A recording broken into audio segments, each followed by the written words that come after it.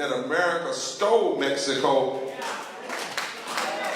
stole Texas, stole New Mexico, stole California from the Mexican people in the first place. Abraham Lincoln stood against it. Henry Thoreau stood against it.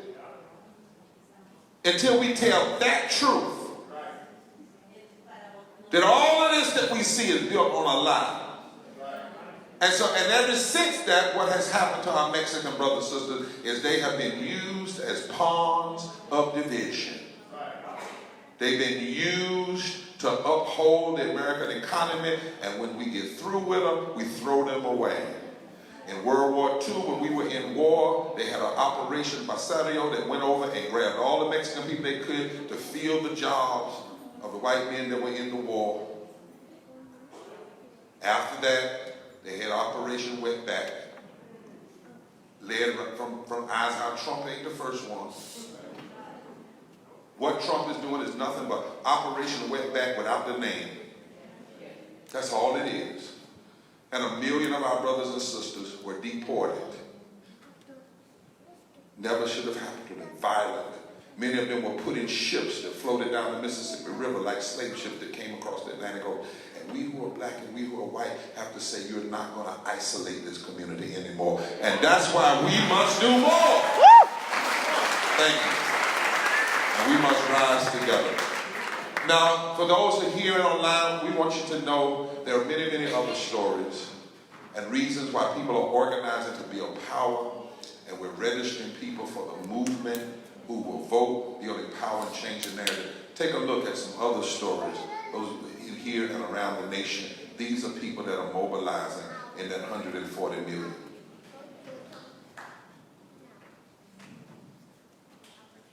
Our backs are against the wall, and we got no choice but to push.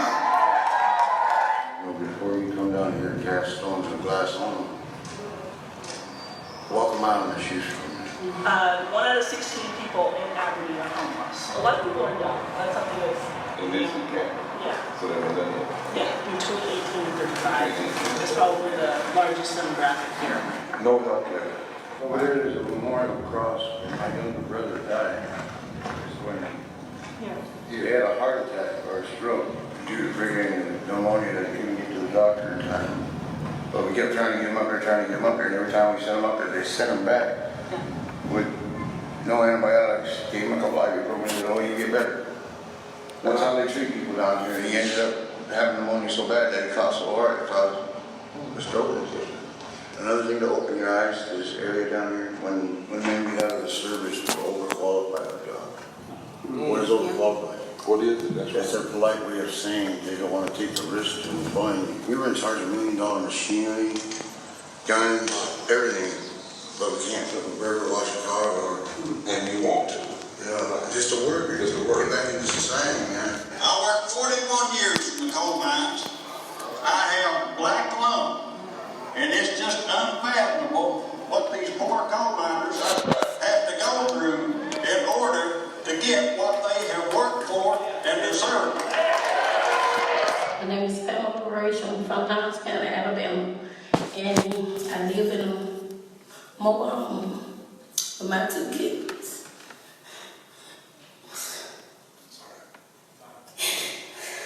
And I got raw sewage, I don't have no money on power. And I have to travel back and forth to Birmingham to take my daughter with the CPAP machine. Don't have a car, don't have no way to take her. There's a new chemical coming that's producing another carcinogen. And when you think of that, what effect does that have on us as people, especially our children?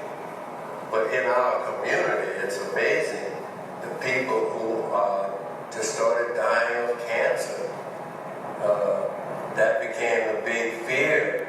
And when my wife was diagnosed with cancer, I was amazed at the black women that would ring our doorbell and walk in the door and pull the wig off to show my wife that I have it too. That red stuff you see there, yeah, that's the chemicals, which is primarily mercury. And they dump tons of it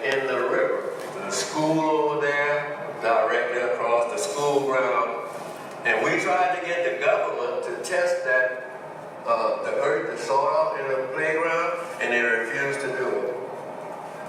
Now, I'm also a Kansas farmer's wife. Kansas farmers are committing suicide at a far greater rate than the national average. Why? Because they're stressed out. They're stressed out. They're usually in debt up to their eyeballs because they can't pay for all the equipment that it takes to run a farm. And they're in the most dangerous line of work there is, yet many can't afford to buy health insurance.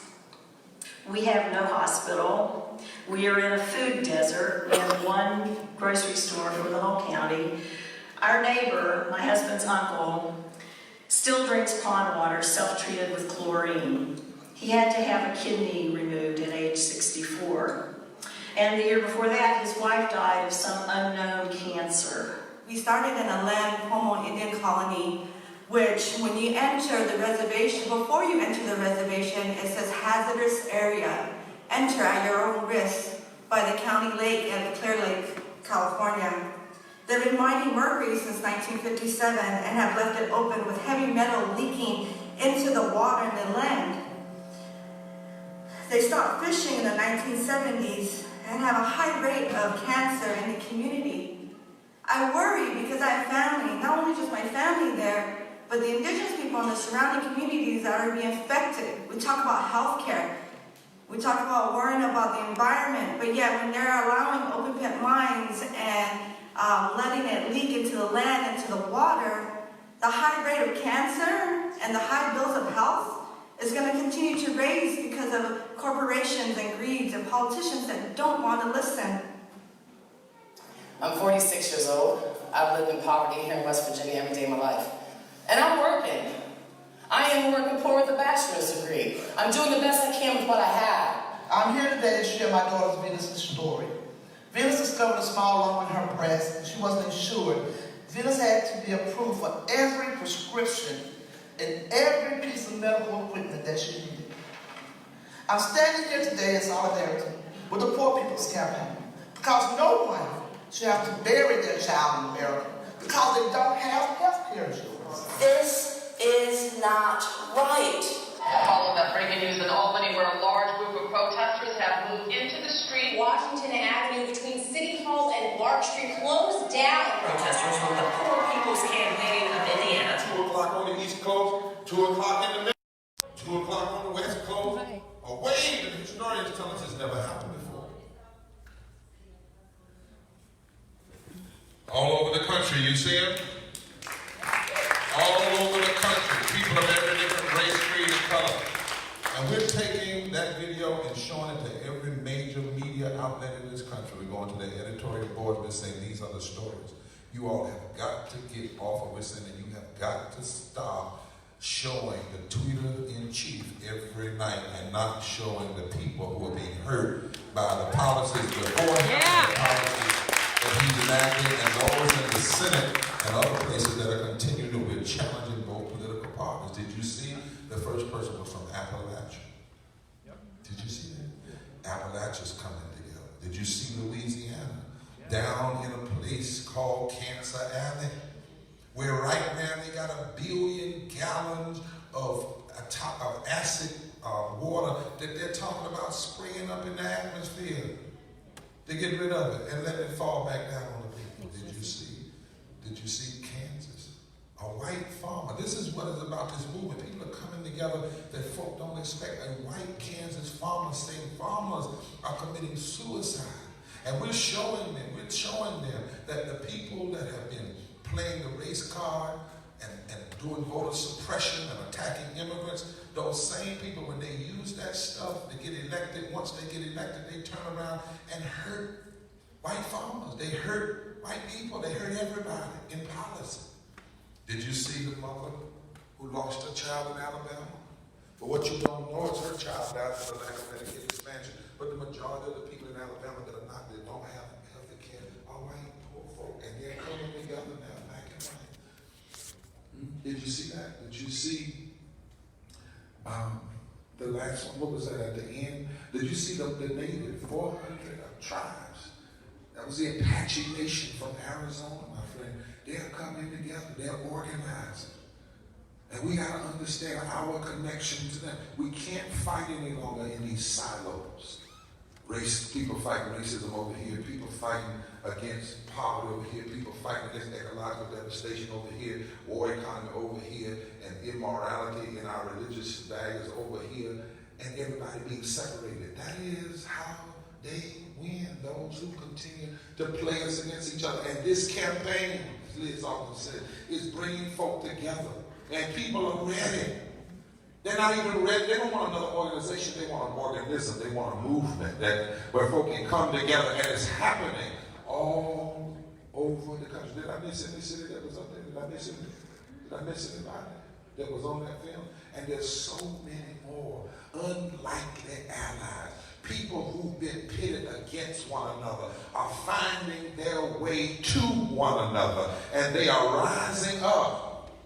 And that's why we're here. Most of what I had to say, I'm going to say it on Wednesday at the rally. And we want everybody online to get hundreds of people to join us on Wednesday, on the 18th. And you go out here and bring people. We want that line of that march on Monday to be symbolic of us marching through the streets of Washington, D.C., June 2020. We want it to be symbolic of it, starting here. And why? And why do we want to do it in D.C.? Why June? Because it's after the primaries, but it's before all the conventions. Ain't no need to wait till August or September. We want to challenge both political parties. If you're serious about healing America, you got to be serious about answering the solutions to deal with systemic racism, poverty, economic devastation, and this war economy. You can't have it both ways. You can't have it both ways. We intend to challenge everybody on this. Everybody. Why June? Why June? So that we can ramp up and increase the number of people who register for the movement and who vote. Why June? Did you remember Freedom Summer? We want a moral summer. We want a justice summer. Why June? Why June the 20th? It's the day before the summer solstice when the light is on the earth the most and it's time to put light on what's going on in this country. Why June? Because we spent 2 years waking folk up. Now it's time for people to rise. We've talked enough about the problems. Now it's time for us to connect the solutions to the problem. June. So text MORAL, M-O-R-A-L, to 90975. And then I want you to say 3 things and I'm through. Because tonight was a pre-rally, the pep rally. Liz and IPS and our economists have said to us, you got some work to do. Even in this movement. And the first thing is you've got to stop. You've got to challenge the lies that have been told so long that even poor folks start believing. And one of those lies is there ain't enough. I know that's not good English, but it's there ain't enough resources. So we've done an audit and a budget. We'll talk some about it Wednesday. That there is more than enough. And every question doesn't have to end with this. Well, how much is it going to raise taxes? The reality is it's our priorities. If you took one contract of one military contractor, you could fund Medicaid expansion in every state. We're going to talk about this, the amount of money, if you put it into living wages, it would come back and vastly increase the gross domestic product. We're going to talk about if you tax fairly. You don't need to tax unfairly. The wealth is among us. It could change how we could invest. We have read the book that Nobel Peace Prize economist Joseph Stiglitz said. He said that one day America's going to have to answer this question. What is the cost of poverty? Not how much does it cost to fix it. What is it costing us not to fix it? What is it costing us not to deal with it? We will never stop having these ebbs and flows and 1 year something and then recession going on until we fix the fundamental of this society. You cannot have have a nation where 43.5% of your people are living in poverty and think that that nation is on solid ground. I said a few weeks ago, you know, because every time we start talking about voting rights and health care and dealing with climate, Rob, and somebody would ultimately say, you know, that poor people's campaign is promoting socialism. And I said a few weeks ago, if that's what you want to call it, but I know the trick in that, because half the folk that call it that don't even know what the definition is to start with. I won't even go there. But even beyond that, see, we're not going to get tied up in labels. What we're going to do is throw it back and say, okay, if that's where you want to go. Now, we call it, in my tradition, we call caring for the poor and lifting up people and treating them folk right salvation. That's what we call it. We call it salvation. Huh? Yeah. And the Constitution is called promoting the general welfare and providing for the common good. So we have a lot of words, we have our title. We just think we're our title and get it done. But if you want to call it socialism, then you have to turn around and call Jesus a socialist. And you got to call the Constitution socialism. And you got to call the Bill of Rights socialism. See, we're not going to play that game anymore. We're not going to play a words game. We're going to look fake. Our faith is known by our works. A tree is known by the fruit it bears. And America is known, either America, you're going to decide to be an unequal empire or an equal justice society. But you can't have it both ways.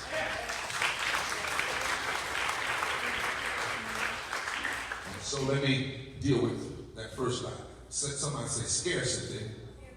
No, don't say it like me. Say scarcity. It's telling the lie that there's not enough is a great big old lie. It's a great big old lie. And we got to take thousands and thousands and thousands of people to DC across this country to challenge that lie. Here's the other lie.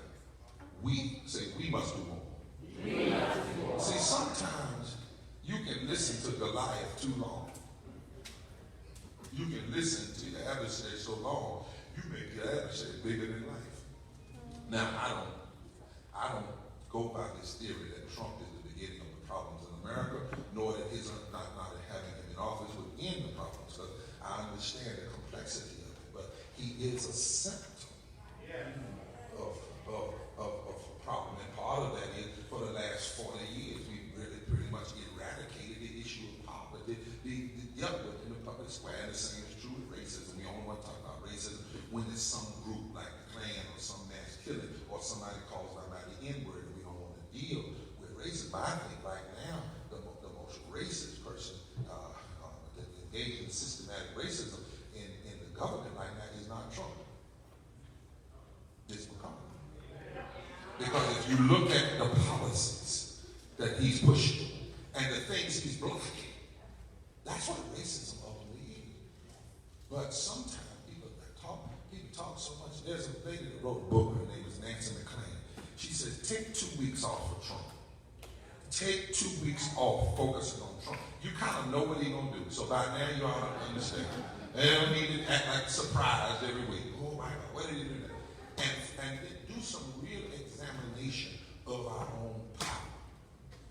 If it is mobilized, organized, registered, and educated. Let me say this and I'm through. You know how many people voted in 2016? No, but do you know how, I know not enough, but do you know how many voted? 138 million. That's 2 million less than all the poor and low-wealth people in this country. Or actually 5 million. There are 143 million poor and low-wealth people in the country. There are 5 million more poor and low-wealth people in this country. That's power. If it's mobilized, organized, registered, and educated, not just to vote, but for the movement, for a long-term movement, who vote? See, that's a different phrase. Registering people for the movement who vote is different than just registering people for the movement. And the registering people to vote, and then after they vote, you don't talk about them anymore, you leave them alone. That's not what we're talking about. How many people didn't vote? 100 million. 100 million. I'm going to talk a little bit about in Texas about how the margins of poor people and impacted people far outweigh any of the margins by which some of the extremists in this state have won elections. Year after year after year after year. Think about that.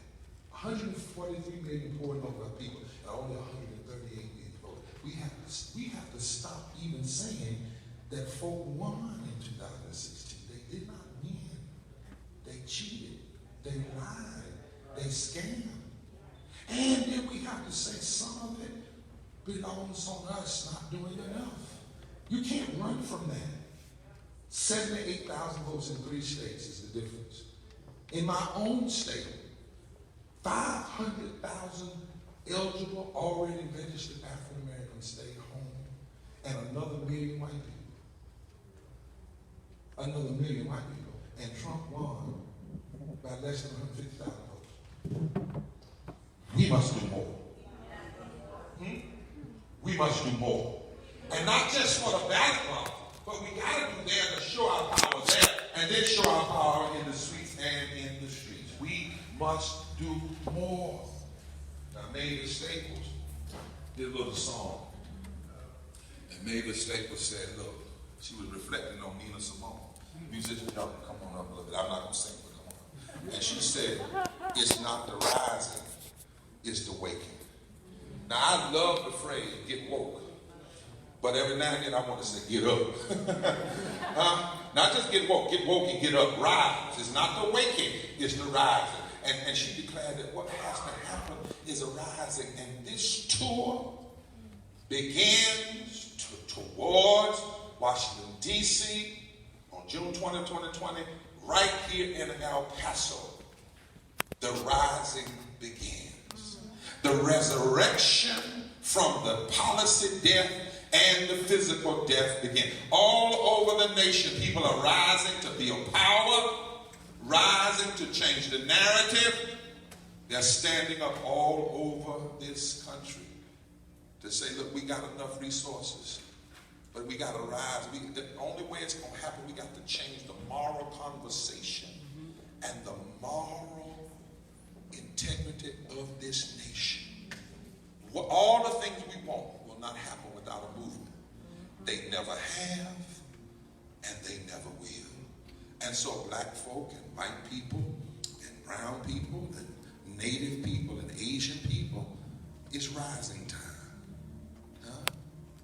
Christians and Jews and Muslims and Hindus and Unitarians and people of faith and not of faith, is rising time. Young and old, gay and straight, it's time to mobilize, to organize, to register, to educate people for the movement who vote.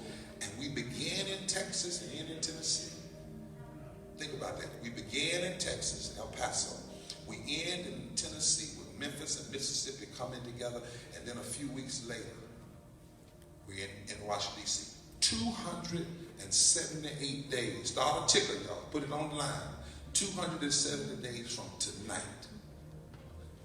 Will you help make sure that thousands rise? 278 days. We have to organize. To say to the political establishment with this moral poor people's assembly. Notice it's not a march. It's a moral poor people's assembly and a mass poor people's assembly and a moral march on Washington. We got 278 days to say we will not be satisfied until the poor of this nation are loved, lifted, and liberated. And we know that that cannot happen until we address systemic racism, systemic poverty, ecological devastation, and the war economy all together. If I was in my home church, I'd say, do I have a witness? Yeah. Is there a witness in the house tonight at this prep rally? Yeah. If you're a witness, stand on your feet. If you believe that there needs to be a rising.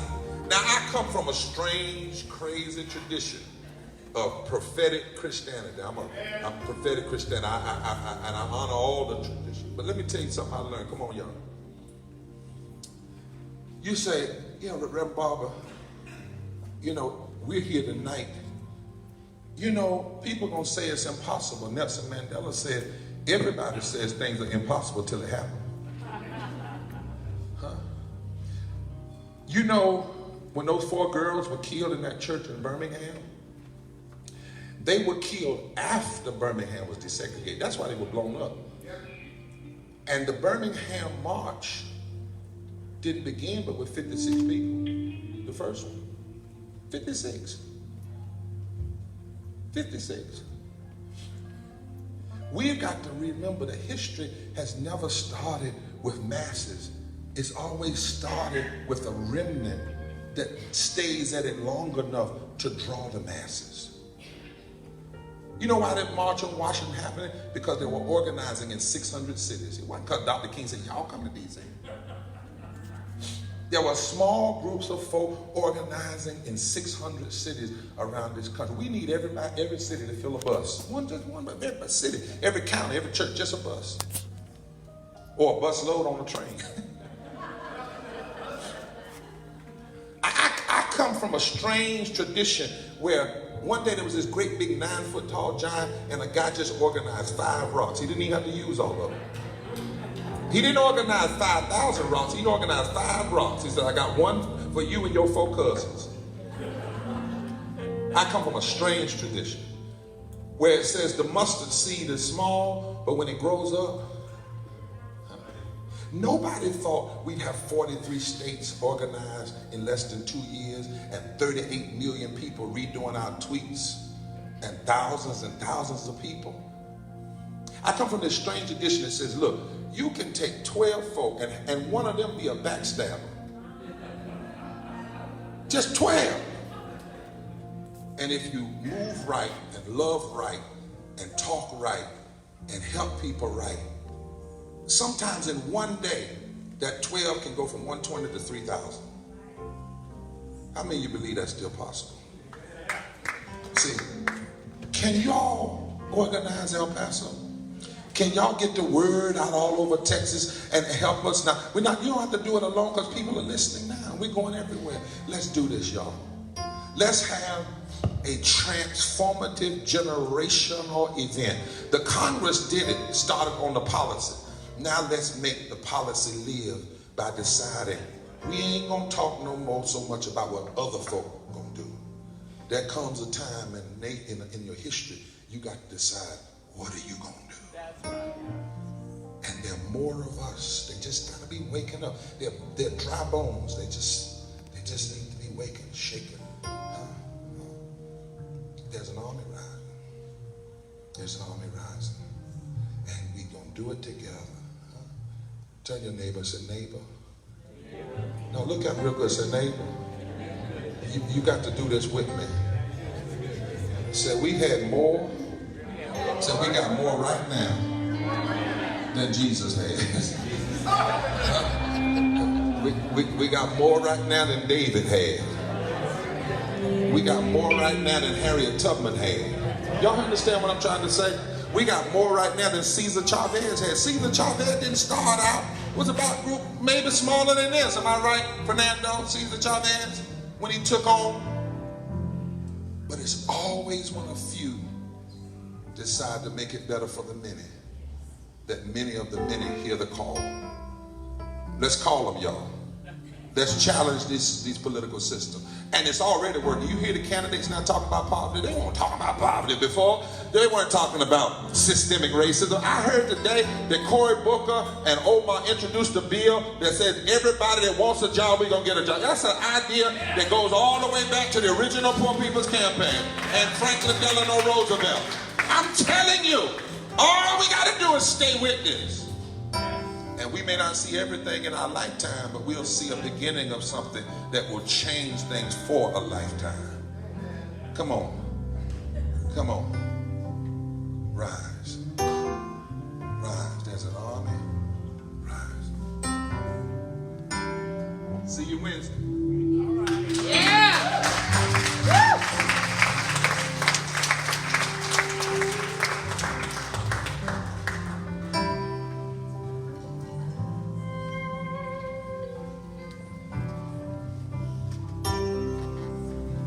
Somebody's hand.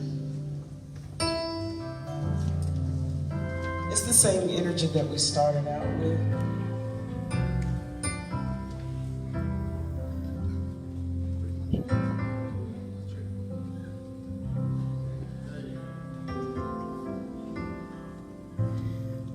There's an army rising up. There's an army rising up. There's an army rising up. To break every chain. Break every chain, break every chain, break every chain, break every chain, break every chain. There's an army rising up. There's an army rising up. There's an army rising up to break every chain, break every chain, break every chain. Break every chain, break every chain, break every chain. There's an army rising up. There's an army rising up. There's an army rising up. It'll break every chain, break every chain, break every chain. The chains of poverty, it'll break every chain, break every chain, break every chain. Come on, y'all. It'll break every chain, break every chain, break every chain.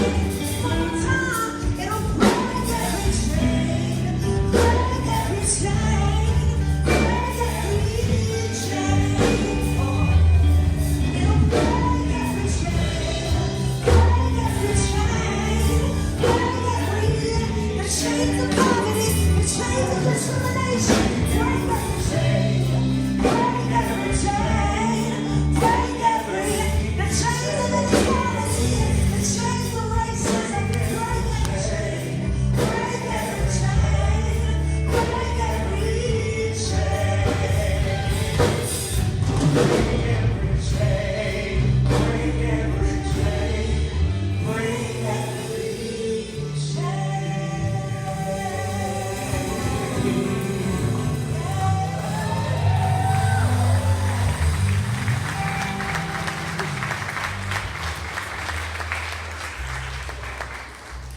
So everybody, on that note, we want to go out in that mindset as the musician plays. And we want to kind of file out on that. Can we do that? Can we carry this spirit as we leave tonight? And if you want to hum it on the way out, that's all right.